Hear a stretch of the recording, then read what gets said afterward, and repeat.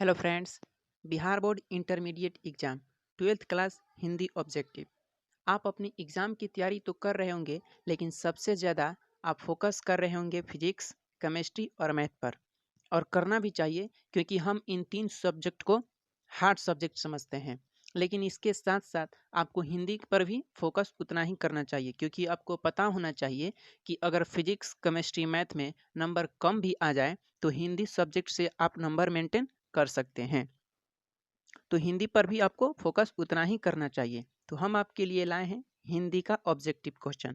Chapter 1 और chapter 2 का objective question मैं करा चुका हूं, और वैसे ऑब्जेक्टिव क्वेश्चन कराया हूं जो कई बार बोर्ड के एग्जाम में पूछे गए हैं। तो आप उस वीडियो को देखना चाहते हैं तो डिस्क्रिप्शन में जाइए और वहां से आप वीडियो देख सकते हैं। तो इस वीडियो में मैं आपको कराऊंगा चैप्टर 3 का ऑब्जेक्टिव क्वेश्चन। चैप्टर 3 संपूर्ण क्रांति, जयप्रकाश नारायण।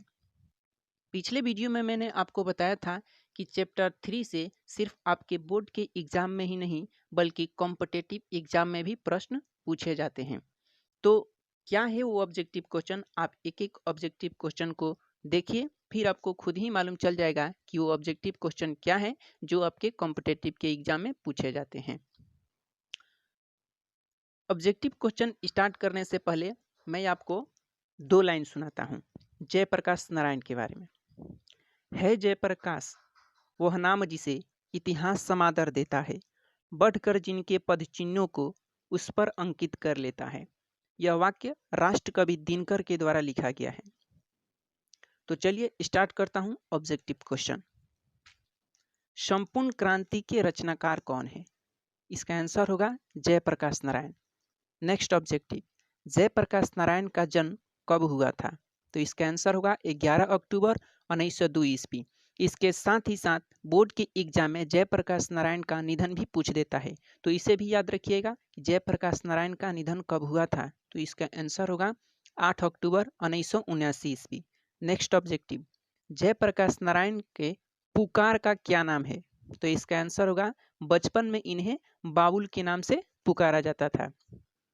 बड़े होने पर जयप्रकाश नारायण का दूसरे नाम से प्रसिद्ध हुए। तो ये ऑब्जेक्टिव क्वेश्चन के रूप में पूछ सकता है कि जयप्रकाश नारायण किस नाम से प्रसिद्ध हुए? तो जेपी नाम से प्रसिद्ध हुए।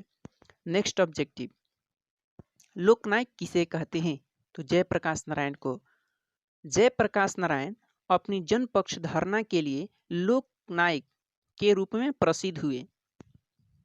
और इसी से रिलेटेड ऑब्जेक्टिव क्वेश्चन पूछ सकता है कि लोकनायक किसे कहते हैं। तो मैंने आपको पहले ही बता दिया कि लोकनायक जयप्रकाश नारायण को कहते हैं।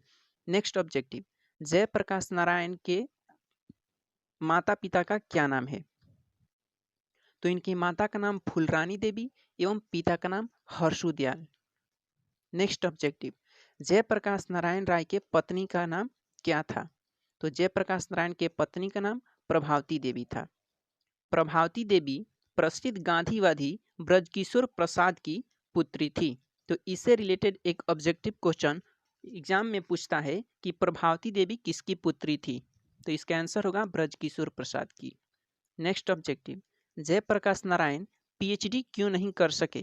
तो इसका आंसर होगा मां की अस्वस्थता के कारण। जयप्रकाश नारायण अपनी पढ़ाई करने के लिए अमेरिका गए हुए थे। पूरी पढ़ाई करने के बाद पीएचडी करने की बारी आई तो वो पीएचडी नहीं कर सके, क्योंकि उनकी मां का स्वास्थ्य खराब हो गया था, जिसके कारण वह अपनी देश लौट आए। तो फिलहाल के लिए इतना ही। नेक्स्ट ऑब्जेक्टिव, इनसे जो भी ऑब्जेक्टिव क्वेश्चन चैप्टर 3 से बनेगा वो मैं आपको अगले वीडियो में कराऊंगा। तब तक के लिए चैनल को सब्सक्राइब कर लीजिए और हमसे जुड़े रहिए।